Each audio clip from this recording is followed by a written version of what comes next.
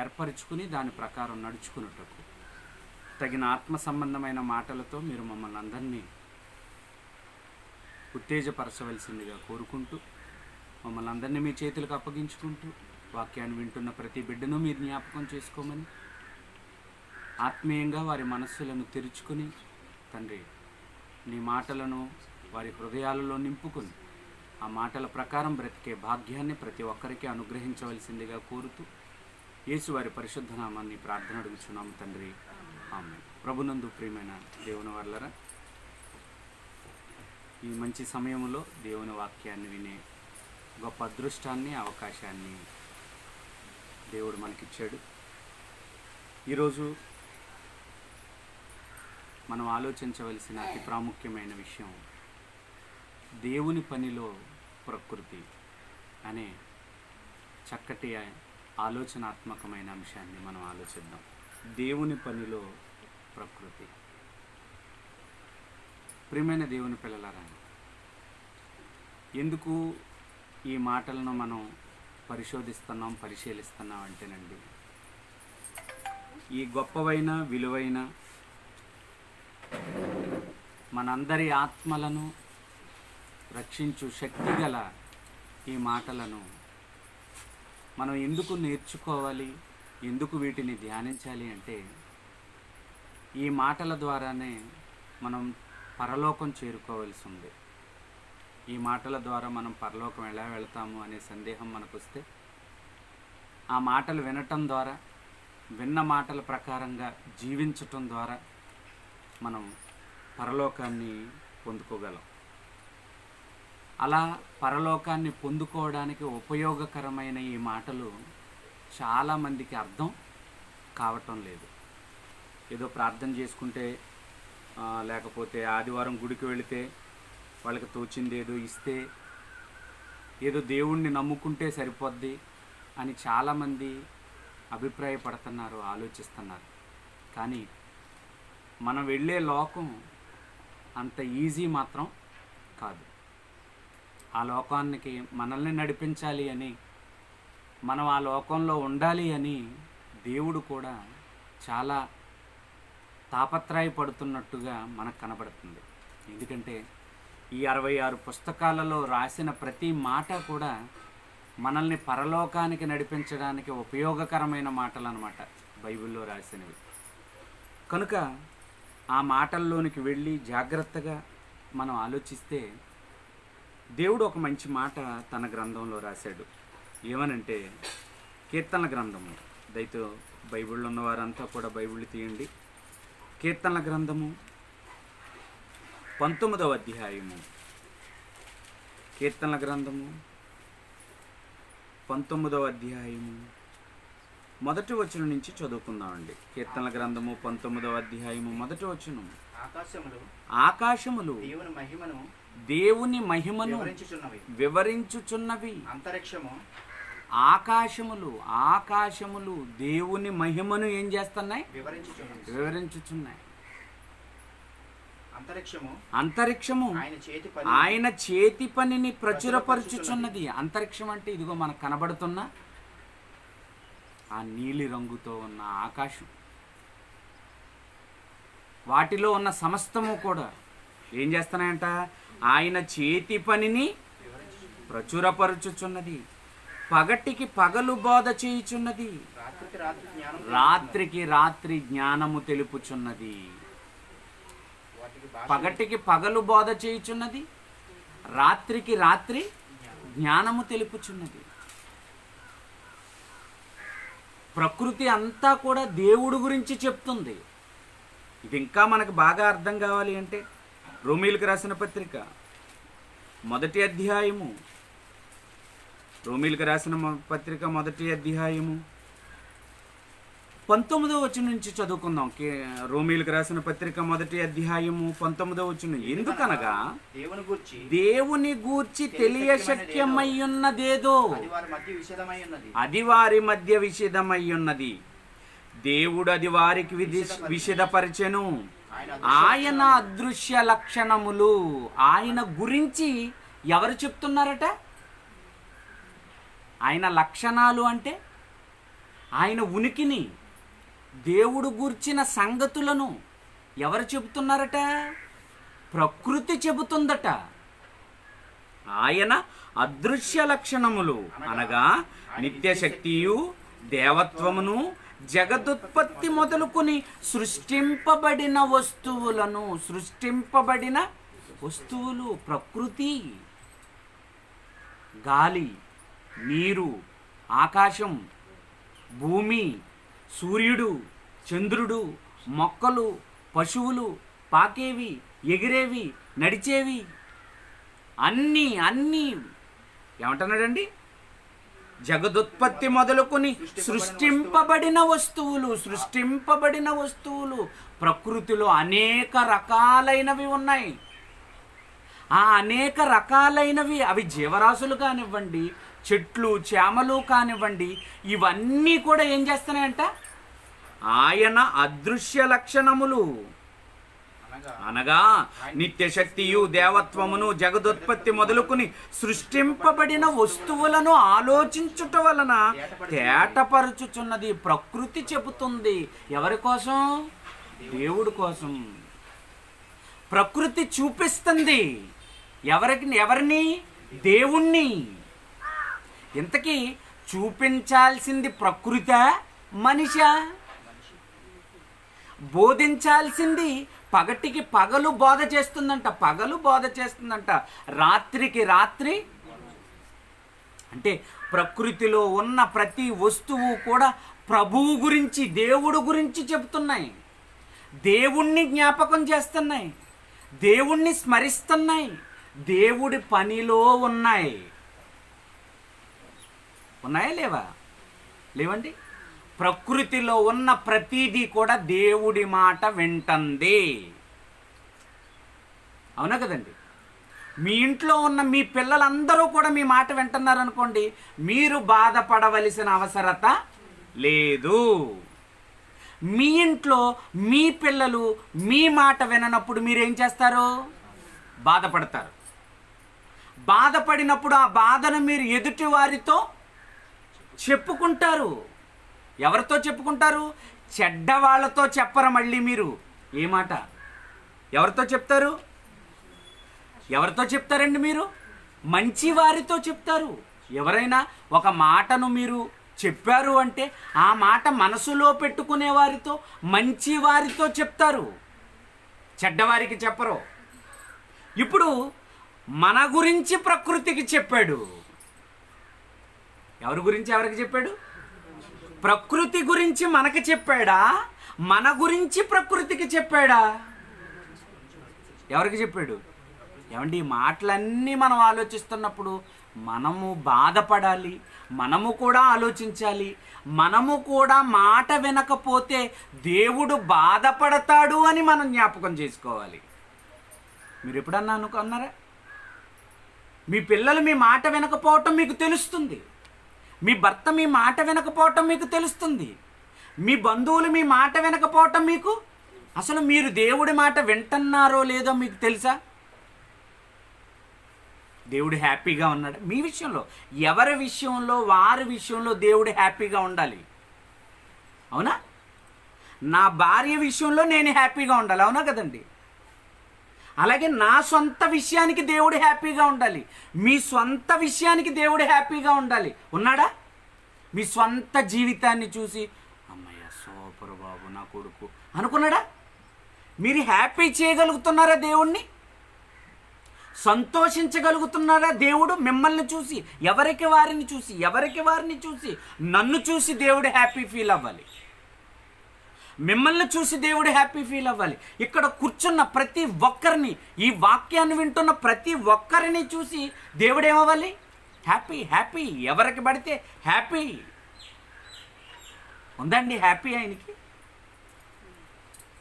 Happy ఉందండి. ఆదికాండం 6వ అధ్యాయం 6వ వచనం. ఆదికాండం 6వ అధ్యాయము 6వ వచనం. తాను భూమి మీద నరులను చేసినందుకు వీళ్ళు మాత్రం దేవుడి మాట వినటం లేదు. ఎవరు? మనిషి. మనుషులు దేవుడి మాట వినడం లేదు. ఇప్పుడు వినడం లేదా? ఎప్పుడు వినడం లేదా? అసలు ప్రారంభం నుంచి ఎప్పటి వరకు కూడా ఆయన మాట మనిషి వినండి. మాట వినడం అంటే ఏంటండి అని మీరు అడుగుతారా? మన జీవితంలో దేవుడికి మొదట స్థానం ఇవ్వటమే మాట వినడం. మన జీవితంలో దేవుడికి మొదటి స్థానం ఉందా? దేవుడికి తన జీవితంలో మొదటి ప్రయారిటీ మనకే. అది మీరు తెలుసుకోవాలి ఎప్పుడూ కూడా. దేవుడికి మొదట గుర్తొచ్చేవాళ్ళు ఎవరో తెలుసా? మనిషే. దేవుడి మనసంతా కూడా ఎవరి మీద ఉంటుందో తెలుసా? మనుషుల మీదే. చెట్ల మీద కానీ, చేమల మీద కానీ, మొక్కల మీద కానీ, జంతువుల మీద కానీ, దేని మీద ఆయన మనసు ఉండదు. దేవదూతల మీద కానీ, వాళ్ళు చేసే స్తుతుల మీద కానీ, వేటి మీద ఉండదు మనసు. ఎవరి మీద ఉంటుంది? మీ మీదే ఉంటుంది, మన మీదే ఉంటుంది. మనకి ఒకడు కుక్క మీద ఉంటుంది, ఒకడికి పిల్లి మీద ఉంటుంది. అవునండి. ఒకడికి పిల్లల మీద ఉంటుంది, ఒకరికి భార్య మీద ఉంటుంది, ఒకళ్ళకి భర్త మీద ఉంటుంది, ఒకళ్ళకి డబ్బు మీద ఉంటుంది, ఒకళ్ళకి ఉద్యోగం మీద ఉంటుంది, ఒకళ్ళకి ఇక చెప్పుకుంటూ వెళ్ళిపోతేనండి దేవుడికి తప్ప ప్రతి దాని మీద ఉంటుందండి. నిజం చెప్పండి. మీరే మీరే మీరే మీరే ఆత్మ పరిశీలన చేసుకోండి. ప్రప్రదంగా మీ మనసు ఎవరి మీదకి వెళ్ళిపోద్ది అలాగా? సూరిబాబు గారు వాళ్ళ అమ్మాయిని 2 రోజులు నా దగ్గర ఉండమనండి. ముందు పిల్ల ఎలాగున్నా కానీ ఆయన బాధపడతాడు. ఏంటి నీ కూతురు వదిలిపెట్టి నువ్వు ఉండలేవా? మరి నీ కూతురు ఎలా ఉంటుందో నీకు బయటకు వచ్చాక తెలుసు. ఆమె ముక్కు, ఆమె ముఖం, ఆమె కాళ్ళు, ఆమె చేతులు నా కూతురు అని బయటకు వచ్చాక నీకు తెలుసు. కానీ దేవుడు ప్రేమ ఏంటో తెలుసా? దేవుడు మనల్ని అంతగా పట్టించుకోవడానికి కారణం ఏంటో తెలుసా? గర్భములో ఉండగానే నేను నిన్ను, అది గర్భములో ఉండగా నా కన్నులు నిన్ను. అయ్యి బాబోయ్, మీ కళ్ళు అప్పుడు చూసాయా? మళ్ళీ పిల్లలను కూడా ప్రేమించాలి అంటే వాళ్ళు కూడా కాస్తో కోస్తో అందంగా ఉండాలి. అవునా? అవును, నిజం. ఎంత మన పిల్లలైనా, ఎంత కాకి ముద్దైనా వాళ్ళు కూడా ఎంతో కొంత మనకి నచ్చాలి. కానీ మనలో నచ్చడానికి ఏముందండి? మనము ఆయనను ప్రేమించితిమని కాదు, ఆయనే మనలను. అయ్యో చూసారండి, ఎవరైనా సరే ఒక తల్లి అయినా, ఒక పిల్ల అయినా, ఒక భార్య అయినా ప్రేమిస్తేనే మా నాన్నకి నేనంటే ఎంత ఇష్టమా, ఆ ఇష్టాన్ని తెలుసుకుని వాళ్ళు ప్రేమిస్తారు. నా భార్యకి నేను ఎంత ఇష్టమా, అయితే నేను కూడా వాళ్ళని ఏం చేయాలి? ప్రేమించాలి. మనం ప్రేమిస్తే తిరిగి మనల్ని ప్రేమిస్తారు. కానీ దేవుడి దగ్గర ఉన్న గొప్పతనం ఏంటో తెలుసా? మనం ప్రేమించకుండానే ఆయన మనల్ని ప్రేమించాడంట. మనము ఆయనను ప్రేమించితమని కాదు, ఆయనే ముందుగా మనలను ప్రేమించాడు. ఎప్పుడు ప్రేమించాడు? అందంగా ఉంటే ప్రేమిస్తాం, బాగా ఉంటే ప్రేమిస్తాం. కానీ పాపముతో ఉండగా, పాపులమై ఉండగానే తన ప్రేమను మన ఎడల వెల్లడిపరిచెను. అంటే మనమంటే ఆయన దృష్టికి ఎంత గొప్పవాళ్ళం ఆలోచించండి మీరు అసలు. మరి దేవుడంటే మీ దృష్టిలో చెప్పండి, మీరే ఆలోచించండి. ఏం చేశాడంట? తాను భూమి మీద నరులను చేసినందుకు యెహోవా సంతాపము నొంది తన హృదయములో నొచ్చుకొనెను. బాధపడ్డాడు. ఎవరి కోసం? పులుల కోసం బాధపడలేదు, సింహాల కోసం బాధపడలేదు, క్రూర మృగాల కోసం, విషపూరితమైన సర్పాల కోసం. ఏట్రా బాబు, నా పిల్లల్ని ఏడిపించేస్తున్నాయి, తినేస్తున్నాయి అని బాధపడ్డా? అసలు నువ్వు దేవుడి మాట వింటే అవేవి నువ్వు చెయ్యవు కదా. జంతువులన్నిటికీ పేర్లు పెట్టాడట. ఎవరో? ఆదాము గారు. వాటికి ఏ పేర్లు పెట్టాడో చూసాడట. అలాగా నన్ను పేర్లు పెట్టి ఇట్లన్నిటికీ అన్నాడట. ఏయ్ సింహం ఇట్రా, ఇక నుంచి నీ పేరేంటి? సింహం పో అన్నాడంటే వెళ్ళిపోయింది. ఎలుగుబంటి ఇట్రా, నీ పేరు ఇక నుంచి ఏంటి?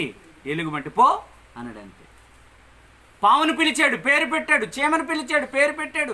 ఏగను పిలిచాడు, పేరు పెట్టాడు. అవన్నీ పిలిస్తే వచ్చేసాయి. పిలిస్తే వచ్చాయా? అవును. ఆ రోజు అప్పటికే అతను దేవుడికి ఇష్టడు గనక, దేవుడికి మాటకి లోబడి ఉన్నాడు గనక ఈ ప్రకృతి కూడా మనిషికి లోబడింది. నిజంగా సమస్తమును నీవు వాని పాదముల క్రింద ఉంచి ఉన్నావు. కీర్తనల గ్రంథంలో చెప్పాడు, మన పాదముల కింద పెట్టాడట సమస్తాన్ని. ఇప్పుడు మన పాదాల కింద ఏముంది? సింహం మన కింద ఉంటుందా? ఏనుగు మనం చెప్పిన మాట ఏంటదా? ఎందుకెందో ఇక్కడే అర్థం చేసుకోవాలి. చీమ నీ మాట ఎందో, ఏగ నీ మాట ఎందో, దోమ నీ మాట ఎందో. నువ్వు రాజ్యాన్నేలే రాజు అయి ఉండొచ్చు, కానీ నువ్వు దేనికి భయపడాలో తెలుసా? దోమకు భయపడాలి. నువ్వెంత గొప్పవాడు అయినా అయి ఉండొచ్చు, ఏగకి నువ్వు భయపడాలి, చీమకు నువ్వు భయపడాలి. ఏమండి, ఎంత చిన్న చీమ కోసం అంత పెద్ద గమేషన్ ఫ్యాక్టరీ అవసరమండి? చీమ ఎంత? ఎంత. ఫ్యాక్టరీ ఎంత? అంత. దోమ ఎంత? చిన్నది. ఆల్అవుట్ ఫ్యాక్టరీ చాలా పెద్దది. ఏంటి, ఇంత చిన్న దోమ కోసం అంత పెద్ద ఆల్అవుట్ ఫ్యాక్టరీయా? సిగ్గులేదండి? ఇప్పుడు చంద్రబాబు నాయుడు గారు చుట్టూ టైట్ సెక్యూరిటీ పెట్టుకున్నాడండి. ఏంటండి ఈ మధ్య చాలా పెద్ద సెక్యూరిటీ పెట్టుకున్నారేటండి చంద్రబాబు నాయుడు గారు అంటే? జాన్ ప్రసాద్ గారి వల్ల ఆపద ఉందటండి. ఎవరికి? ఇదంతా హాస్యాస్పదంగా ఉంటుందండి. నా కోసం, నా వలన అతనికి ఏదో ప్రాణహాని ఉందని భావించటం చాలా. ఎందుకంటే చంద్రబాబు నాయుడు గారి దృష్టిలో నేను అసలు ఎవరో ఒక చిన్న చీమ, ఈగ, దోమలంటూండి. నేను నాకు భయపడి సెక్యూరిటీ పెట్టుకోవటం అంటే అంత అవివేకం ఆయనకి మరొకటి. సేమ్ టు సేమ్ దోమ కోసం మనం ఆల్అవుట్ ఫ్యాక్టరీని కట్టుకోవటం కూడా అంతే. ఎంత పెద్ద మనుషులు మనం, అంత పెద్ద పెద్ద ఫ్యాక్టరీలు. చూసారా, ఒక చిన్న దోమ కోసం అంత పెద్ద ఫ్యాక్టరీ వెలిచింది.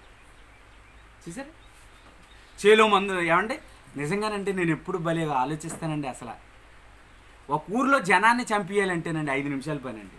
అవునా కదండి? 5 నిమిషాలు, ఏమి లేదు. మనం తాగే ఆ వాటర్ ట్యాంక్లో ఏదైనా మందు కలిపారు అనుకోండి, చచ్చిపోతారండి. చచ్చిపోరా? ఏమండి, చీలకండి అప్పుడప్పుడు రైతులు కొడతారండి మందు. అవునా కదండి? మందు కొట్టినోడు పడిపోతాడండి. ఏది, ఆ స్ప్రే చేయటానికి వెళ్తారు కదా, కొన్ని సందర్భాల్లో వికటించి ఇతనే ఆ స్మెల్కి, ఆ ఘాటుకి. కానీ అవి పడవేంటండి? అలా పడిపోతే ఎన్ని దోమలు చంపేయచ్చు చూడండి. రండి, మళ్ళీ పుట్టుకొచ్చేస్తాయి కదండి. ఏమండి, మనుషులు చంపేయటం ఈజీయా, దోమలు చంపటం ఈజీయా? చెప్పండి మీరు, నిజం చెప్పండి. ఒకసారి చంపేసామనుకోండి, అక్కడ పుట్టుకొస్తారండి. మరి ఏంటండి, ఇన్ని వేల లక్షల హెక్టార్ల ఎకరాలలో పురుగుల మందులు స్ప్రే చేస్తున్నా మళ్ళీ పురుగు వస్తుందండి. ఒక రైతు ఎన్నిసార్లు పంటకి పురుగుల మందు కొడుతున్నాడండి? ఒక్కసారి కలిపితే చచ్చిపోతాం మనం. నా మాట అర్థం చేసుకోవాలి మీరు. అర్థమైతేనే కానీ షార్ట్ కట్ చేస్తే నేనేం చేయలేను. ఈ మధ్య చాలా మంది దొంగలు వాటర్ ట్యాంకులో కలిపేస్తే చచ్చిపోతారు అని పెట్టుకో, రేపొద్దున వీడియో. నేను అంటున్నది నీకు అర్థం కావాలి. ఒకే పంటకి 4-5 సార్లు పురుగు కొడతాడు. వెళ్ళి ఆకునో దేన్నో చూస్తాడు. ఏమండి, కొట్టేనండి పురుగు. అదేటండి, అదొక్కసారి ఆ స్ప్రే ఇలా అనుకున్నాడు అనుకోండి, రాడింటికి అంత కాస్ట్లీ మెడిసిన్ అంత చిన్న పురుగును చంపలేకపోతుందా? విచిత్రం కాదండి? ఏంటండి మనిషి, ఇదంతా అర్థం చేసుకోవాలి. ఇంత చిన్న పురుగు నాకెందుకు లోబడడం లేదు? నేను ఎందుకు దీన్ని రాలలేదటండి. ఆకును పట్టిన పురుగు ఏమవ్వలేదట, అంత స్ప్రే కొట్టినా. ఇన్ని కేజీల మాంసపు ముద్ద ఒక్కసారి అలా కొట్టుకుంటే ఏమైపోద్ది?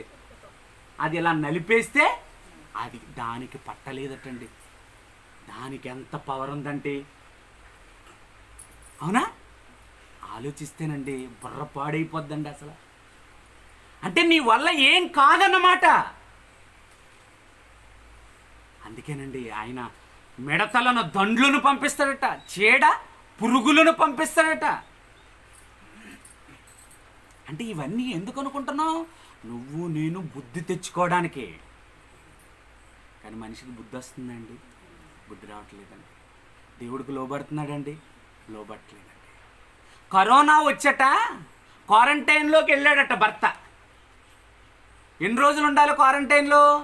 ఓ 30 రోజులు 20 రోజులు ఉండాలి. 20 రోజులు ఒక ఆమె ఉండలేక ఎవరినో ప్రేమించి వెళ్ళిపోయిందట. ఈడు క్వారంటైన్లోంచి వచ్చేటప్పటికే ఎవరినో తీసుకుని వెళ్ళిపోయిందట.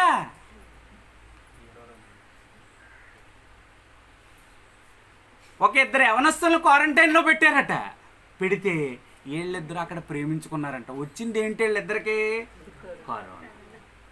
కరోనా వస్తే వీళ్ళిద్దరు ఏం చేశారు? లోపల క్వారంటైన్లో ప్రేమించుకున్నారంట. బయటకు వచ్చాక ఏం చేసుకున్నారు? పెళ్లి చేసుకున్నారండి. అంటే విపత్తులు వచ్చి కూడా మనుషులను ఏం చేయటం లేదు, మార్చట్లేదండి. ఎప్పుడూ సేల్ అవ్వని దానికంటే వంట నూనె ఎక్కువ వెళ్ళిపోయిందటండి. ఒక పక్క మొన్నే చూశానండి న్యూస్లో, ఏంటంట హోటళ్ళు రెస్టారెంట్లు లేకపోయినట అత్యధిక స్థాయిలో వంట నూనె అమ్ముడిపోయిందట. నెలకి 5 కేజీలు వాడేవారు 10 కేజీలు పట్టుకెళ్ళారంట. 10 కేజీలు వాడేవారు 15 కేజీలు వినియోగం చేశారట. ఏం చేశారనుకుంటున్నారు? సరదాగా కూర్చుని పప్పలుండుకు తినేశారండి. బాధ లేదా ఎవడికి? అంటే బాధపడేవాళ్ళు కూడా ఉన్నారు, భయపడేవాళ్ళు కూడా ఉన్నారు. మాకేంటి అని కనీసం ఆలోచన లేకుండా, భయం లేకుండా బ్రతికేవాళ్ళు కూడా మారరండి. మనుషులు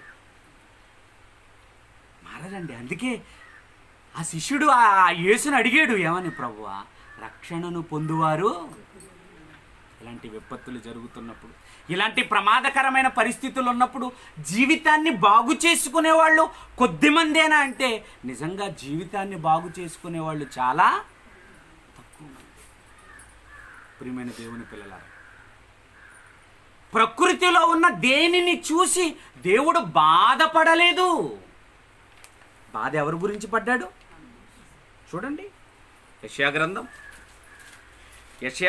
1వ అధ్యాయము 2వ వచనం నుండి. యెషయా గ్రంథం 1వ అధ్యాయము 2వ వచనం నుంచి, యెహోవా మాటలాడుచున్నాడు, ఆకాశం ఆలకించుము, భూమి చెవియొగ్గుము. ఎవరితో చెప్పుకుంటున్నాడు దేవుడు? ఎవరి గురించి చెప్పుకుంటున్నాడు? మాట వినని వారి కోసం, మాట వినేవారితో చెప్తున్నాడు. ప్రకృతి అంతా దేవుడి మాట వింటుందండి. వింటుంది అనడానికి ఒక సూర్యుడే సాక్ష్యం, ఒక చంద్రుడే సాక్ష్యం. అవునండి. మనం బస్సు ఎక్కుతాం, ఎప్పుడన్నా బస్సు టైంకి వస్తుందండి? పిల్లల్ని స్కూల్కి పంపిస్తాం, వ్యాన్ టైంకి వస్తుందండి? రాదండి. కానీ సూర్యుడు, నువ్వు అలిసిపోయి నిద్ర ఎక్కువ పట్టేసి నువ్వు లేకపోవచ్చు, నువ్వు లేవలేనంత మాత్రాన్ని ఆయన రాకుండా ఏమి ఉండడు. అప్పుడప్పుడు ఇది వరకు రేడియోలు ఉండేవి కదండి. ఇప్పుడంటే సెల్లో స్టేటస్ వచ్చేసింది కాబట్టి ఏ ట్రైన్ ఎప్పుడు ఎక్కడుందో చెప్తుంది. ఇదివరకు వార్తలు వచ్చేటప్పుడు చెప్పేవాడు, ఏమని? పలానా ట్రైను ఏమవుతుంది, ఇన్ని గంటలు ఇన్ని నిమిషాలు ఆలస్యంగా వస్తుంది అని చెప్తారు. ఏ రోజైనా ఏమండి వాతావరణ కేంద్రపు వారు, ఏమండి రేపు పొద్దుటే లేవకండి, సూర్యుడు రావటం కాస్త ఆలస్యం అవుద్ది, తెల్లవారుజామే వచ్చే సూర్యుడు ఎన్ని గంటలకు వస్తాడు? 9-10 వస్తాడు. ఎందుకంటే ఆ ఛత్తీస్గఢ్ అలా దాటి వచ్చేటప్పటికి మధ్యలో 2 పవనాలు అడ్డొచ్చినాయి అని చెప్తాడా? అలా కాదండి. ఈరోజు మీరు రాత్రి 9 గంటల వరకు పని చేసుకోవచ్చు, ఎందుకంటే చీకటి త్వరగా రాదు అని అంటదా? అలా నీకు ఎన్ని పనులన్నా ఉన్నాయి, అది మాత్రం టైంకి అలా సూర్యుడు అస్తమించేస్తాడు, అలా సూర్యుడు ఉదయించేస్తాడు, టైం టు టైం. అంటే ఎవరు చెప్పారు అదంతా? దేవుడు చెప్పాడు. దేవుడు చెప్పిన మాటలో ఏది కూడా దానిని అది అతిక్రమించటం లేదంతే. ఒక సూర్యుడు కానీ, ఒక చంద్రుడు కానీ, ఒక గేదె కానీ, ఒక ఆవు కానీ, ఒక మేక కానీ, ఏది మన మీద తిరగబడుతుంది చెప్పండి? పాలు తీసుకోవడానికి వెళ్తే తిరగబడద్ది అది? అది ఇవ్వని దశలో తొంతది. అది దాని దగ్గర పాలు ఉన్నప్పుడు అది తొంతదా? నువ్వు తీసుకొని నీకు సహకరిస్తుంది. మీరు గమనిస్తే పాలు తీసినంతసేపు, పాలు వస్తున్నంతసేపు అది మిమ్మల్ని ఏమందో. ఒక్కొక్క రైతు ఏం చేస్తాడంటే ఇంకా రాకపోయినా ఒక్కొక్క సొక్క వచ్చినా కానీ దాన్ని కూడా లాగేస్తాడు ఇలాగ. అప్పుడు దానికి ఏమవుతుంది? బాధ కలుగుద్ది. బాధ కలిగినప్పుడు ఒక్కడ దన్నుద్ది అనమాట. నేను బాధ కలగనంతసేపు నీకేం చేస్తుంది? పాలిస్తుంది. మళ్ళీ అందరికి ఇస్తుందా? ఎవడు మేతేస్తున్నాడు, ఎవడు నీళ్లు పెడుతున్నాడు, రోజు ఎవడు దాన్ని తోలికెళ్తున్నాడు, దాన్ని ఎవడు శుభ్రం చేస్తున్నాడు, దాని యజమానుడు వాడికి దానికి తెలుసు. వాడు మాత్రం డొక్కట్టుకొస్తేనే వాడిని కూర్చొనిస్తుంది. ఇవాళ అక్కయ్య గారు లేరని నేను వెళ్ళాను అనుకోండి, నాకు చెప్పారు ఇవాళ, నాకు ఇచ్చారు పర్మిషను, నువ్వు లీటర్ ఇచ్చినా 1/2 లీటర్ ఇచ్చినా పర్లేదు నేను లాగేస్తాను అన్న నన్ను కూరుకుంటుందా? అచ్చే, నువ్వు నా యజమానుడివి కాదు, నేను నీకు పాలు ఇవ్వకూడదు, నా యజమానుడికే ఇవ్వాలి, నీకు ఇవ్వను తన్నేస్తానంటది. అంతే, తన్నేస్తుంది కూడా. అవునా? చెప్పాడు అదే. యెహోవా మాటలాడుచున్నాడు, ఆకాశం ఆలకించుము, భూమి చెవియొగ్గుము.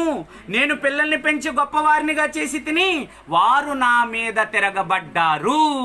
గేదె తిరగబడదు, ఆవు తిరగబడదు, కోడి తిరగబడదు, మేక తిరగబడదు, ఏది తిరగబడదు. తిరగబడద్దా? తిరగబడితే మనం ఎక్కడ పెంచుతాం? మొన్నటిదాకా ఇక్కడ పుంజు ఉండేది, తిరగబడింది అనుకో ఏంటి? పుంజులు తిరగబడవు, మేకలు తిరగబడవు. కానీ ఎవరు తిరగబడతారు? మనిషే. ఎవరి మీద? ఎవరి మీద? మనిషి మీద. మనిషి తిరగబడితే బాగానే ఉండు. మనుషులందరూ కలిసి ఎవరి మీద తిరగబడ్డారు? తిరగబడ్డం ఏంటండి అని అంటారా? మాట వినకపోవటమే తిరగబడ్డం. అవునా? చెప్పింది చెయ్యకపోవటమే తిరగబడ్డం. మరి దేవుడు చెప్పిందే మనం చేస్తున్నామా? ఉదయం లేచి సాయంకాలం పడుకునేంత వరకు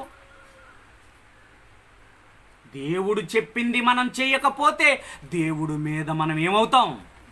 తిరుగుబాటు చేసిన వారం అయిపోతాం. ఏమక్కర్లేదు, రే కొట్టి దగ్గరికి వెళ్ళరా 4 గుడ్లు తేరా అన్నావు, నేను వెళ్ళను. అదేంటి ఏరా ఎదురు చెప్తున్నావు అంటాడు. ఏంటి గుడ్లు తేను అనడం తిరగబడ్డం? అవును, మాట వినకపోవటమే తిరగబడ్డం.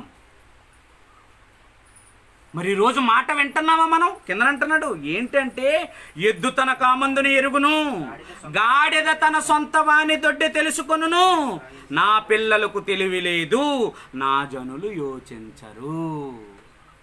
బాధ ఎవరి గురించి పడుతున్నాడు? మనిషి గురించండి, ప్రకృతి గురించి కాదండి. ప్రకృతి అతని మాట వింటుంది. ప్రకృతిలో ఉన్న ప్రతీది అతనికి లోబడి బ్రతుకుతుంది. మనిషే మాట వినడు. చూస్తారా? ఒకసారి చూద్దాం. యెహోషువ గ్రంథం ముందు సంఖ్యాకాండం, ముందుగా సంఖ్యాకాండము 22వ అధ్యాయము 30వ వచనం. అందుకు గాడిద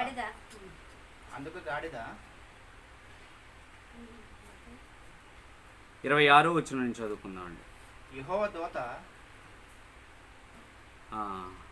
యెహోవా దూత ముందు వెళ్ళుచు కుడికైనను ఎడమకైనను తిరుగుటకు దారి లేని ఇరుకు చోటు నిలవగా, గాడిద యెహోవా దూతను చూచి బిలాముతో కూడా క్రింద కూలబడెను. గనుక బిలాము కోపము మండిపడి తన చేతి కర్రతో గాడిదను కొట్టెను.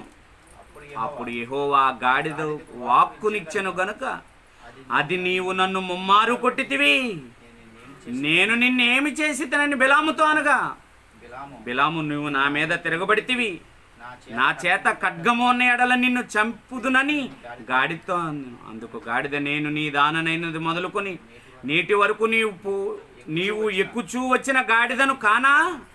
నేనెప్పుడైనను నీకిట్లు చేయుటకద్దా అని బిలాముతో అనగా అతడు లేచెను. అంతలో యెహోవా బిలాము కన్నులు తెరిచెను గనుక, ఏమండి ఎదురుగా వెళ్ళొద్దు అన్న చోటకు పోతున్నాడు.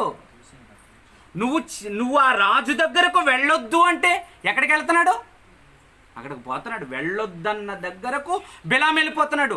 చెయ్యొద్దన్న పని మీద ఎవరు వెళ్ళిపోతున్నారు? బిలాము వెళ్ళిపోతున్నాడు. చెయ్యొద్దన్న పని మీద వెళ్ళిపోతున్నాడు.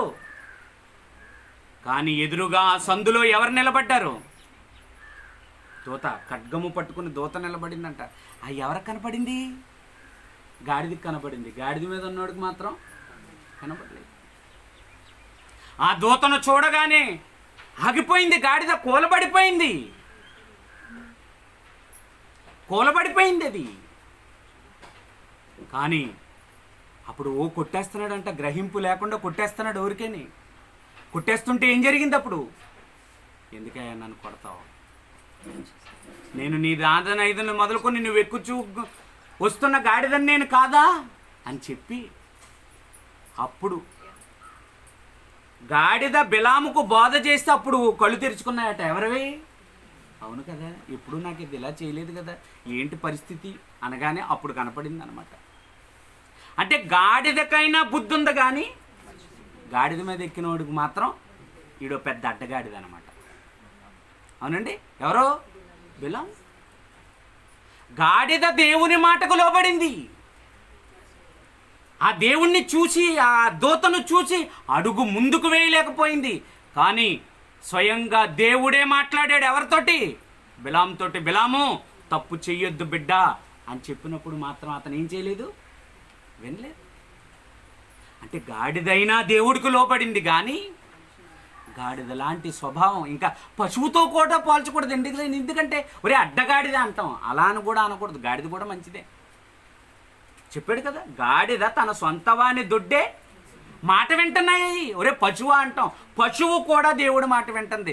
మనిషి పశువును లక్షణాలను కూడా దాటిపోయాడండి. వాటి పేర్లతో కూడా తిట్టకూడదు మనం.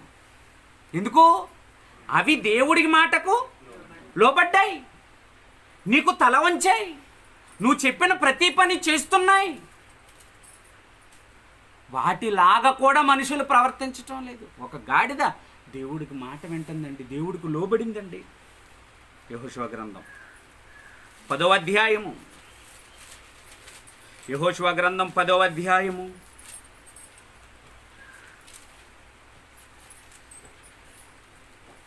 12వ వచనం నుంచి చదువుకుందామండి. యెహోషువ గ్రంథం 10వ అధ్యాయము 12వ వచనం. యెహోవా ఇశ్రాయేలీయుల ఎదుట అమోరీయులను అప్పగించిన దినమున ఇశ్రాయేలీయులు వినుచుండగా యెహోవాకు ప్రార్థన చేసెను. సూర్యుడా నీవు గిబియోనులో నిలువుము, చంద్రుడా నీవు అయ్యోను లోయలో నిలువుము. జనులు తమ శత్రువుల మీద పగ తీర్చుకుని వరకు సూర్యుడు నిలిచెను, చంద్రుడు ఆగెను. చూసారండి, సూర్యుడు ఆగిపోయాడంట, చంద్రుడు నిలిచిపోయాడు. ఎవరు చెప్పగానే? యెహోషువ చెయ్యగానే, ఒక ప్రార్థన చేయగానే. చీకటి పడితే ఎలా? చీకటి పడితే యుద్ధాన్ని చేయలేమే, కనుక వెలుగు కావాలి. వెంటనే ప్రార్థన చేశాడు, మేము మా శత్రువుల మీద పగ తీర్చుకునే వరకు చంద్రుడు సూర్యుడు రెండూ కూడా ఏమైపోవాలి? ఆగిపోవాలి. ఆగిపోయాయా? నిజంగా ప్రకృతిలో ఉన్న ప్రతీదీ కూడా, అది జీవరాశి కానీ, అవి పశువులు కానీ, మనిషి తప్ప ప్రతి ఒక్కటి కూడా ఎవరికి లోబడుతుందో తెలుసండి? దేవుడికి లోబడుతుంది. మనిషి తప్ప ప్రతీదీ దేవుడికి లోబడుతుందండి. చేపలు కూడా దేవుడి మాటకు లోబడ్డాయి. ప్రియమైన దేవుని పిల్లలారా, మత్తయి సువార్త 17వ అధ్యాయము, మత్తయి సువార్త 17వ అధ్యాయము 24వ వచనం నుంచి. మత్తయి సువార్త 17వ అధ్యాయము 24వ వచనం. వారు కపెర్నహూముకు వచ్చినప్పుడు అర్షకేలు అను పన్ను వసూలు చేయవారు పేతురు నద్దకు వచ్చి, మీ బోధకుడు అర్షకేలు చెల్లింపడా అని అడుగగా, చెల్లించునెను. అతడు ఇంట్లోనికి వచ్చి మాట్లాడక మునిపే యేసు ఆ సంగతి ఎరిగి, సీమోనా నీకేమి తోచుచున్నది?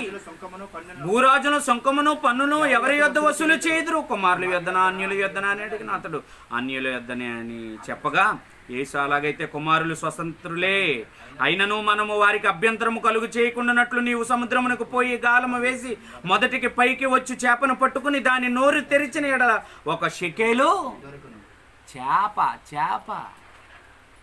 చేప కడుపులో ఏమొచ్చింది? 1/2 షెకెలు వచ్చింది. అంటే చేప కూడా ఎవరి మాట వింటుంది? దేవుడి మాట వింటుంది. ప్రకృతిలో ప్రతీది కూడా ఎవరి మాట వింటది? దేవుడి మాట వింటది. కాకులు దేవుడి మాట వింటాయి, విన్నాయా లేదా? ఆహారం పట్టుకెళ్ళేయండి. అలా కాకి పెట్టే స్వభావం ఉంటుందా? నువ్వు తింటుంటే ఎత్తుకుపోద్ది అది వచ్చి. దానికి దక్కినా దక్కకపోయినా దాన్ని నేలపాలు చేస్తుంది ముందు అది. అలాంటి కాకితోటి పంపించాడు. ఏంటది? ఆహారం. కాకితోటి ఆహారాన్ని పంపించాడు.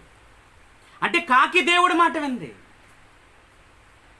పావురాన్ని పంపించాడు నోవహు, ఎలా ఉందో చూసిరాని. పావురం ఏం చేసింది? మళ్ళీ మాట వింది, రిజల్ట్ పట్టుకొచ్చింది, ఒక కొమ్మ పట్టుకొచ్చింది. ప్రకృతిలో ఉన్న ప్రతీదీ కూడా మాట వింటుందండి. ఏమంటే మాటలు రాని పక్షి చేత మనిషి మాటలు మాట్లాడిస్తూ ఉంటాడండి. కొన్ని కుక్కలు ఉన్నాయండి, ట్రైనింగ్ ఇచ్చామనుకోండి, ఎవరో వచ్చారు గేట్ తీ అన్నాం అనుకోండి, ఏం చేస్తుంది? గేట్ తీస్తుంది. చీపిరి పట్టరా అన్నాం అనుకోండి, చీపిరి పట్టుకొస్తుంది. షేక్ హ్యాండ్ అంటే షేక్ హ్యాండ్ ఇస్తుంది. మనిషికి ఇన్ని తెలుసు, కానీ ఏం చేస్తున్నాడు? చెప్పిన చేతరా అసలు వినడు. వారు నా మీద ప్రకృతిలో ఏదీ తిరగబడలేదండి, మనిషి తిరగబడ్డాడండి. అందుకేనండి తన హృదయంలో ఏం చేశాడట? నచ్చుకున్నాడు. ప్రకృతి కూడా భాష లేని, జ్ఞానము లేని మోగ జీవులే దేవుడి మాటకు లోబడుతుంటే ఏమంటే అవి ఏం అనుభవిస్తున్నాయి చెప్పండి? మనం పారేసినవి, మనకు అవసరం లేనివి. అవునా కదండి? యాపిల్ పళ్ళు కోసి దానికి పెడతారండి ఎవడన్నా? సీతాఫలాలన్నీ పట్టుకెళ్ళి వాటికి పెడతారండి ఎవరన్నా? పనికి రానివన్నీ తింటూ ఉంటాయండి, కానీ పనికొచ్చే జీవితాలు జీవిస్తున్నాయండి. దేవుణ్ణి సంతోషపెట్టే జీవితాలు జీవిస్తున్నాయండి అవి. కానీ దేవుడు తన కష్టాన్ని అంతటినే మనకు దారబోసాడు. మనం మాత్రం ఆయన మాట తినం. మత్తయి సువార్త 6వ అధ్యాయము, మత్తయి సువార్త 6వ అధ్యాయము 28వ వచనం నుంచి చదువుకుందాం అండి. వస్త్రములను గూర్చి మీరు చింతింపనేలా, అడవి పువ్వులు ఎలాగు ఎదుగుచున్నవో చూడుడి. అవి కష్టపడవు, వడకు అయినను తమ సమస్త వైభవముతో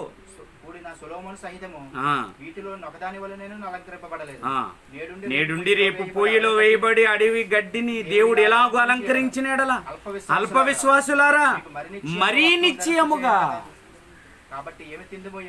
అసలు ఏమి తినాలి, ఏమి త్రాగాలి, ఏమి ధరించుకోవాలి అని మీ గురించి మీరు ఆలోచించుకోకండి. మనం ఈరోజు దేవుడికి దూరం అయిపోవడానికి గల కారణం ఏంటో తెలుసా? దేవుణ్ణి బాధ పెట్టడానికి గల కారణం ఏంటో తెలుసా? మన గురించి ఆలోచించే దేవుడు ఉన్నాడు, ఆయన్ని మనం పక్కన పెట్టాం. మన గురించి మనం ఆలోచిస్తున్నాం. మా గురించి మేము ఆలోచించుకోవటంలో తప్పేంటి అంటావు? అసలు నీ గురించి నువ్వు ఆలోచించుకోవటమే అతిపెద్ద నేరం. ఆ ధనవంతుడి మీద పెట్టిన నేరం ఏంటంటే, కుమారుడా నీ జీవితకాలం అందు నీకిష్టమైనట్టుగా బ్రతికావు, అదే తప్పు. మన గురించి మనం ఆలోచించుకోకూడదు. మన గురించి ఆలోచించేవాడు ఒకడున్నాడు, ఆయన ఆలోచిస్తాడు. అందుకే ప్రకృతిలో ఏది కూడా తమ గురించి అవి, ఎందుకంటే వాటిలో ఉన్న జీవం వాళ్ళది మాత్రం. ఒక పంది దానికోసం అది బతకదు కదా, ఒక కుక్క దానికోసం అది బతకదు కదా, ఒక కాకి దానికోసం అది బతకదు కదా. జీవరాశుల్లో ఏది దానికోసం అది కానప్పుడు దానికోసం అది ఆలోచించుకోకూడదు, తప్పు. మరి నువ్వు నీ కోసం ఆలోచించుకుంటున్నావంటే ఇదే తప్పు. ఎందుకు తప్పు? అసలు నువ్వు నీ కోసం కాదు కదా. నువ్వు నీ కోసం కానప్పుడు నీ కోసం నువ్వు ఆలోచించుకోవటం తప్పు కదా. మీకు అర్థం అవ్వలేదా? నీ జీవితం నీదా, మీరు విలువ పెట్టి కొనబడిన వారు. మీ జీవితంతో మీరు ఎవరిని మహిమపరచండి? దేవుణ్ణి మహిమపరచండి. మీరు దేవుని కోసం. మనలో ఎవడునూ తన కోసమే బ్రతకడు, మనలో ఎవడునూ తన కోసమే చనిపోడు. మనము చనిపోయినను బ్రతికినను అంటే నీ జీవం దేవుడితో ముడిపడుంది. మరి అప్పుడు నీ గురించి నువ్వు ఆలోచించుకోవటం తప్పు కాదా? మేక ఎందుకు ఆలోచించుకోవటం లేదు? నేను నా కోసం కాదని అది అర్థం చేసుకుంది. కోడి ఎందుకు తన కోసం ఆలోచించుకోవటం లేదు? నేను నా కోసం కాదని దానికి అర్థమైపోయింది. మరి నువ్వెందుకు నీ కోసం ఆలోచించుకుంటున్నావు? ధనవంతుడు చేసిన పని అదే. నా ప్రాణమా తినుము, త్రాగుము, సుఖించుము, సంతోషించుము. తప్ప? అది నేరం అంటారా ఎవరైనా? పోనీ ఎవరినైనా మీకు తెలిసిన వాళ్ళు ఎవరి దగ్గరికన్నా ఇల్లు అడగండి మీరు. ఏమండి నేను శుభ్రంగా ఉండాలనుకుంటున్నానండి, ఏ లోటు లేకుండా ఉండాలనుకుంటున్నానండి, ఆనందంగా బ్రతకాలనుకుంటున్నానండి, ఒకరి దగ్గర చేయి చాపకుండా బ్రతకాలనుకుంటున్నానండి, అందుకోసం సంపాదించాలనుకుంటున్నానండి, సాధించాలనుకుంటున్నానండి. ఇది తప్పా అండి అని అడగండి. ఏమంటాడు? చిచ్చి తప్పు కాదమ్మా, సూపర్, నువ్వు అలాగే ఉండాలంటాడు. కానీ ఇది ఈ చట్టంలో తప్పు కాకపోవచ్చు, కానీ దేవుడు పీనల్ కోడ్లు అది తప్పు. నీ జీవితమే ఇంతలో కనబడి అంతలో మాయమైపోయే ఆవిరి వంటిది, గ్యారంటీ లేని జీవితం కోసం, నీది కాని జీవితం కోసం ఎవరో పెట్టిన ప్రాణభిక్షిది. ఎవరు పెట్టారు? దేవుడు. నరుని ఆత్మ యెహోవా పెట్టిన దీపం. మరి దీని గురించి మీరెందుకు ఆలోచిస్తున్నారు? మీది కాదు కదా. మీదైనప్పుడు మీరు ఆలోచించుకోండి. మరి ఇది ఎవరో వాళ్ళు ఆలోచిస్తారు, అంతేనా కదా. ఒక ఇంట్లో మనం అద్దుకుంటున్నాం, గమ్మున ఏ కిటికీ అన్న ఇరిగిపోయింది, మనం వేస్తామా? మనకు పని ఏంటి? మందా? పోనీ అతి ప్రేమతో వెళ్ళి మనం ఏమన్నా వేసామనుకోండి, ఆడేమన్నా మెడలేస్తాడా? మనకి ఉన్నారు వేయించారు అంటాడు, అంతే. అద్దెకి పోయింది, డబ్బు పోయింది, అంతేనా కదా. ఇప్పుడు ఇది కూడా అద్దె. నువ్వు దీనికి ఎన్ని మెరుగులు దిద్దుదామన్నా ఎందుకు? నీ ప్రయాసను దేవుడు వ్యర్థం అని చెప్తున్నాడంటే, నీది కాని ఇంటికి నువ్వు పెట్టుబడి పెట్టడం ఎలాగో వదిలి వెళ్ళిపోయే దానికోసం. అయ్యా అడ్డుకుంటున్నావు, ఇంటికి అలవాడుతాడు చెప్పాలి నువ్వు. ఏమని? అయ్యా తలుపు సరిగ్గా పట్టట్లేదండి, తలుపులు గాలి వేసినప్పుడు అటు ఇటు కొట్టుకుంటున్నాయండి కిటికీలు అని చెప్తే వాడు ఏం చేస్తాడు? వాడు బాగు చేయించుకుంటాడు, లేకపోతే చెప్తాడు మీరు చేయించేయండి, అద్దెలో చూసుకుందామని. అప్పుడు చేయి, నీకు రిస్క్ లేదు. సేమ్ టు సేమ్ ఈ బాడీ కూడా అంతే. దీనికి నువ్వు వెయ్యో మెరుగులు దిద్దుదాం అనుకుంటే ఇది నీది కాదు కదా, ఈ జీవితమే నీది కాదు కదా. అప్పుడు నేను పెట్టుబడి పెట్టానండి అంటావు, రేపొద్దున నిన్ను ఎవడు పెట్టమన్నాడు అంటాడు ఓనర్ గారు. అప్పుడు ఏమైంది? మొత్తం పోయింది. అర్థం కావట్లేదు మీకు. నేను చెప్తుంటే ఏదో కథ అనుకుంటున్నారు, కానీ రియల్ స్టోరీలు ఇవన్నీ. కానీ ఇవి ఇక్కడ అర్థం అవ్వదు. ఎక్కడ అర్థం అవుద్ది? అవును కదా, అప్పుడు చెప్పాడు కదా, నేనే అనలేదు అనుకుంటాం. అప్పుడు చేతులు కాలిపోతాయి. అమ్మ ఆకులు ఎక్కడ ఉన్నాయంటే ఆకులు ఎత్తాను అంటున్నాడు, అక్కడ ఇంకా కాలుస్తాను అంటున్నాడు. ఒరే ఈడు ఎక్కువ మాట్లాడుతున్నాడు, ఇంకా పెంచాడు, అంతే కదా. నిన్ను సైలెంట్ చేయాలంటే ఏం చేయాలి? ఇప్పుడు అరెస్ట్ చేశారండి, అరెస్ట్ చేసిన తర్వాత ఈడేదో కథ చెప్తాడు, నువ్వు కథలు చెప్తున్నప్పుడు శిక్ష ఏమైపోద్ది? పెరిగిపోద్ది. పరలోకం ఆ పాతాళంలో కూడా అంతే. ఏమైపోద్ది? నువ్వు ఎక్కువ మాట్లాడుతున్నావు అనుకో, అక్కడికి వెళ్ళిన తర్వాత నేను ఎలా అనుకోలేదండి, అక్కడ అలా అనుకోలేదంటే, ఒరే ఈడు ఎక్కువ మాట్లాడుతున్నాడు, ఏం చేయి, ఇంకో 4 బొగ్గులు ఎక్కువ అంటాడు, అంతే. నిజమండి. ఎంత ప్రేమామయుడు, అంత కఠినమైన వాడు.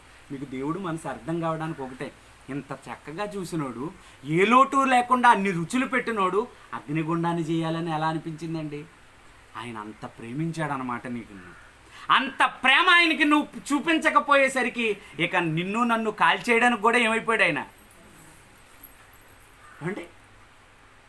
అది మనమే అర్థం చేసుకోవాలి. కనుక ఏమంటున్నాడు? ఎక్కడున్నాం మనం? ఏమి తిందుమో, ఏమి త్రాగుదామో, ఏమి ధరించుకుందామో అని అసలు మీ జీవితం గురించి మీరేం చేయకండి, అస్సలు ఆలోచించకండి. ఆలోచిస్తే మీరు అమాయకులు. మీ ఇల్లు కాని దానికోసం ఏం చెయ్యాలి అని మీరు ఆలోచించారంటే అదేంటది? అది వ్యర్థం, అది అర్థం లేనిది. ఈ తొడుగు అంతే, ఆయన అమర్చాడు దీన్ని. ఒకడు పాలు పోసినట్లు నీవు నన్ను పోసితివి కదా, ఒకడు జున్ను గడ్డ పేరబెట్టినట్లు నీవు నన్ను పేరబెట్టితివి కదా, చర్మముతోను మాంసముతోను నరములతోను ఎముకలతోను నీవు నన్ను సంధించితివి కదా. అమర్చాడు, అమర్చి అందులో తన ఆత్మను పెట్టాడు. ఆ టైం అయిపోయిన తర్వాత ఈ శరీరాన్ని, ఈ ఆత్మని వేరు చేసి తీసుకెళ్ళిపోతాడు. ఈలోపు నువ్వు చేయాల్సిందేంటి? నువ్వు నీ కోసం ఆలోచించటం కాదు, ఈ శరీరంలో ఈ ఆత్మను పెట్టిన వాడి కోసం నువ్వు ఆలోచించాలి. అలా ఆలోచిస్తేనే ఈ 60-70 సంవత్సరాల జీవితంలో న్యాయం చేసిన వాడు, న్యాయం చేసిన దానం అవుతావు నువ్వు. అందుకే ఈ లోకంలోకి వచ్చిన ప్రతి భక్తుడు కూడా ఏం చెయ్యాలని ఆలోచించారో తెలుసా? దేవుడు కోసం ఏం చెయ్యాలి అని ఆలోచించాడు. యేసు కూడా అదే చెప్పాడు. ఒకసారి చదువుదాం. హెబ్రీయులకు రాసిన పత్రిక 10వ అధ్యాయము.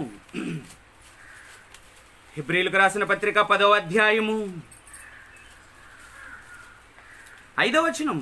హెబ్రీయులకు రాసిన పత్రిక 10వ అధ్యాయము 5వ వచనం. కాబట్టి ఆయన ఈ లోకమందు ప్రవేశించినప్పుడు ఇలాగూ చెప్పుచున్నాడు, బలి అర్పణయు నీవు కోరలేదు కానీ నాకు ఒక శరీరమును అమర్చితివి. ఏసుకేనా మీకేనా? అందరికీ. అమర్చబడిన యేసు ఏం చేశాడు? అమర్చబడిన మీరేం చేస్తున్నారు? శరీరాలు. మీకు శరీరమే, మనకి శరీరమే, యేసుకి శరీరమే. శరీరాన్ని ధరించుకున్న యేసు ఏం చేశాడు? శరీరాన్ని ధరించుకున్న యేసు తరువాత వచ్చిన మనం ఏం చేస్తాం? ప్రశ్న అంతే సింపుల్గా తేలిపోతుంది. ఏం చేసాం? పూర్ణ హోమములను పాప పరిహారార్థ బలులను నీకు ఇష్టమైనవి కావు. అప్పుడు నేను గ్రంథపు చుట్టలో నన్ను గూర్చి వ్రాయబడిన ప్రకారం యేసు గురించే రాసుకున్నాడా? మీ గురించి కూడా రాసుకున్నాడా? అందరి గురించి రాసుకున్నాడు. నియమింపబడిన దినములలో ఒకటైనను కాకమునుపే నా దినములన్నీయు నీ గ్రంథములో, యేసు గురించి గ్రంథంలో రాసుకున్నాడు. అబ్రహాము గురించి గ్రంథంలో రాసుకున్నాడు. ఈ భూమి మీద ఎప్పటి వరకు పుట్టిన ప్రతి ఒక్కరి కోసము కూడా గ్రంథములో రాసుకునే పంపించాడా లేదా? ఇక్కడి నుంచి మనం వేరే దేశం వెళ్తాం. వీసా అంటే అదే. ఈ దేశం వారు రాసుకుని ఆ దేశానికి పంపించారు. అక్కడి నుంచి ఇక్కడికి ఎవడైనా వచ్చాడు అనుకో, టైం అయిపోగానే తోసేస్తారు. వీసా లేకుండా ఎవడ ఎక్కడికి వెళ్ళకూడదు. మనకి వీసా ఇచ్చాడు. వీసా ఎక్కడ ఉంటుంది? రాసుకుంటారు. వీసా రాసాడు నాగరాజు 60 సంవత్సరాలు, సూరిబాబు గారు 70 సంవత్సరాలు, జాన్ ప్రసాద్ గారు ఎన్నో సంవత్సరాలు, కుమారి గారు ఇన్ని సంవత్సరాలు. మీకు వీసా వచ్చింది. ఇన్ని సంవత్సరాలు మీరు ఇక్కడ ఉంటారు. వీసా అయిపోయిన క్షణం మీరు మీ వాళ్ళు ఎవరన్నా అక్కడ ఉంటే అడగండి. వీసా అయిపోయిన మరుక్షణం సెల్కి మెసేజ్ వచ్చేది, నువ్వు రేపు పొద్దున్న ప్యాకప్ అంటాడు. అంతే. ఈ వీసా ఇచ్చినోడు, ఈ లోకంలో వీసా ఇచ్చినోడు 2 రోజుల ముందో, 5 రోజుల ముందో, వారం రోజుల ముందో చెప్తాడు నీకు వెళ్ళిపోవడానికి నువ్వు సిద్ధపడాలి అని. కానీ పరలోక వీసా, పరలోకం నుంచి వచ్చింది చూసారా వీసా, దానికి నో ఇంటిమేషన్స్. అది ఎన్ని రోజులు ఎవరికి? ఆ వీసా మీద స్టాంప్ వేసినోడికి తప్ప మరెవ్వడికి. నీ కాలగతులన్నీ ఆయన వశంలో ఉన్నాయి. అది ఎప్పుడు సంభవిస్తుందో, ఎలా వస్తుందో ఎవడికి తెలియదు. వీసా ఇచ్చాడు. అక్కడి నుంచి ఎక్కడికి వచ్చినవాడు, ఇక్కడి నుంచి అక్కడికి వెళ్ళిన వాడికి వీసాలు ఎలాగో, పరలోకం నుంచి భూమి మీదకి వచ్చినవాడు భూమిని విడిచి మరలా వెళ్ళిపోవడానికి కూడా దేవుడి దగ్గర ఏం చేశాడు? రాయబడిన వీసా ఉంది ఆయన దగ్గర. అది ముగిసిపోద్ది గడియ. ఆ గడియ ముగిసిపోయినప్పుడు నువ్వు ఇక్కడి నుంచి వెళ్ళిపోవాలి. వెళ్ళక ముందు నువ్వేం చేసావు? మాట విన్నావా? లోబడ్డావా? ఏమండి, వీసా ఇచ్చినన్ని రోజులు ఆ యొక్క దుబాయ్ గవర్నమెంట్కి లోబడి పనిచేసాడు అనుకోండి, ఏం చేస్తారు? వెరీ గుడ్ అని కంప్లైంట్ లేకుండా, రిమార్క్ లేకుండా వస్తాడు ఇండియాకి. లేకపోతే ఇక్కడికి వచ్చినవాడు కంప్లైంట్ లేకుండా, రిమార్క్ లేకుండా వేస్తాడు. ఏమన్నా తేడా చేసాడు అనుకోండి, పాస్పోర్ట్ మీద ఏం చేస్తారు? రెడ్ స్టాంప్ వేసి వీడు ఏ దేశానికి కూడా వెళ్ళడానికి ఇది ఒక చీడ పురుగు అంటారు. అప్పుడు మనల్ని ఎవరు ఎక్కడికి రానివ్వరు. మరి ఈ లోకంలోనే ఇన్ని రూల్స్ ఉంటే మరి నిన్ను పరలోకం రావాలి అంటే ఈ లోకంలో నీ వీసా చాలా బాగుండాలి. మాట వినాలి, గుడ్ అనిపించుకోవాలి. ఏమంటున్నాడండి ఆయన? పొన్న హోమములను పాప పరిహారార్థ బలులను నీకు ఇష్టమైనవి కావు. అప్పుడు నేను గ్రంథపు చుట్టలో నన్ను గురించి వ్రాయబడిన ప్రకారము దేవా నీ చిత్తము నెరవేర్చుటకు నేను బలులు అర్పణలను, పూర్ణ హోమములను, పాప పరిహారార్థ బలులను నీకు ఇష్టమైనవి కావనియు. 9వ వచనం, ఆయన నీ చిత్తము నెరవేర్చుటకు ఇదిగో నేను వచ్చి ఉన్నాను. చిత్తము నీకు ఇవ్వబడిన ఈ 60-70 సంవత్సరాల కాలములో నువ్వేం చేయాలో తెలుసా? దేవుడికి లోబడి బ్రతకాలి, దేవుడి మాట వినాలి, దేవుడి ఇష్టాన్ని నెరవేర్చాలి. దేవుడి ఇష్టాన్ని నెరవేర్చాలండి. మనం దేవుడికి తగినట్టుగా బ్రతకాలండి భూమి మీద. ఎలా బ్రతకాలి? రోమీయులకు రాసిన పత్రిక 12వ అధ్యాయము 1వ వచనం. రోమీయులకు రాసిన పత్రిక 12వ అధ్యాయము 1వ వచనం. కాబట్టి సహోదరులారా, పరిశుద్ధమును దేవునికి అనుకూలం. నువ్వు ఎలా బ్రతకాలి? 60-70 సంవత్సరాల కాలంలో ఎవరికి అనుకూలంగా? దేవునికి అనుకూలమునైన సజీవ యాగముగా మీ శరీరములను దేవునికి, అది దేవునికి ఇష్టమైనట్టుగా. ప్రకృతిలో ప్రతి జీవి కూడా ఎవరికి ఇష్టమైనట్టుగా బ్రతుకుతుందో తెలుసా? దేవుడికి ఇష్టమైనట్టు. మనిషి మాత్రమే దేవుడికి అవిధేయుడిగా బ్రతుకుతున్నాడు, సొంత పనులతో బ్రతుకుతున్నాడు, సొంత ఇష్టాలతో బ్రతుకుతున్నాడు. అలా బ్రతికితే గనక ఈ జీవితంలో అతనికి న్యాయం జరగదు. నువ్వు దేవుడి ఇష్టాన్ని నెరవేర్చు. దేవుడు నీ కోసం ఆలోచిస్తున్నాడు, దేవుడు నీ గురించి తప్పించిపోతున్నాడు, దేవుడు నీ గురించి అలమటించిపోతున్నాడు. కనుక నువ్వు దేవుడి ఇష్టాన్ని నెరవేర్చు, నువ్వు దేవుడికి లోబడు. ప్రియమైన దేవుని పిల్లారా, ఎప్పుడైతే మనం ఆయనకి లోబడి బ్రతుకుతామో, ఎప్పుడైతే మనం ఆయన ఇష్టాన్ని నెరవేరుస్తామో, యేసులాగా మన జీవితం కూడా ఏమవుతుంది? తండ్రి, చేయుటకు నీవు నాకు ఇచ్చిన పనిని నేనేం చేశాను? సంపూర్ణంగా చేశాను. యోహాను సువార్త 17వ అధ్యాయము, యోహాను సువార్త 17వ అధ్యాయము 4వ వచనం. యోహాను సువార్త 17వ అధ్యాయము 4వ వచనం. చేయుటకు నీవు నాకు ఇచ్చిన పనిని నేను సంపూర్ణముగా చేసి భూమి మీద నిన్ను, జీవులే కాదు నాయనా, జీవరాశులే కాదు నాయనా, ఆ జీవుల కంటే గొప్పవాణ్ణి, నీ పోలిక నీ స్వరూపంతో పుట్టినవాడిని, నీ ఇష్టాన్ని నేను నెరవేరుస్తాను. యేసు నెరవేర్చాడు అలాగా, అపోస్తులు నెరవేర్చారు అలాగా, భక్తులు నెరవేర్చారు అలాగా, ప్రవక్తలు నెరవేర్చారు అలాగా. వాళ్ళ తదనంతరం వచ్చిన మనం కూడా ఆయన ఇష్టాన్ని ఏం చేయాలి? ప్రకృతి కాదండి నెరవేర్చవలసింది, ప్రకృతి కాదండి ఆయన మాట వినవలసింది, ప్రకృతిని అనుభవిస్తున్న మనం ఆయన మాట వినాలి. ఆయన మాట వింటేనే పరలోకం, ఆయన మాట వినకపోతే మనకు ఆ లోకం రాదు. ఇవ్వబడిన 60, 70, 80 ఎంత ఆయుష్కాలం ఉంటే అంత ఆయుష్కాలం, అది ఎంతైనా కావచ్చు. ఎంత ఆయుష్కాలం ఉన్నా నువ్వు దేవుడికి లోబడి బ్రతకటం అనేది నీ యొక్క ధర్మం. ఆ ధర్మాన్ని మీరు నెరవేర్చండి. ప్రకృతిని చూసైన పాఠాలు నేర్చుకోండి, దేవుడి కోసం బ్రతకండి, దేవుణ్ణి సంతోషపెట్టండి. ఆ దేవుడున్న లోకాన్ని చేరుకునే భాగ్యం దేవుడు మనందరికీ దయచేయునుగాక. ప్రార్థన చేసుకుందామండి. ప్రియమైన తండ్రి, మీరు ఇచ్చిన మంచి అవకాశాన్ని బట్టి వందనాలు.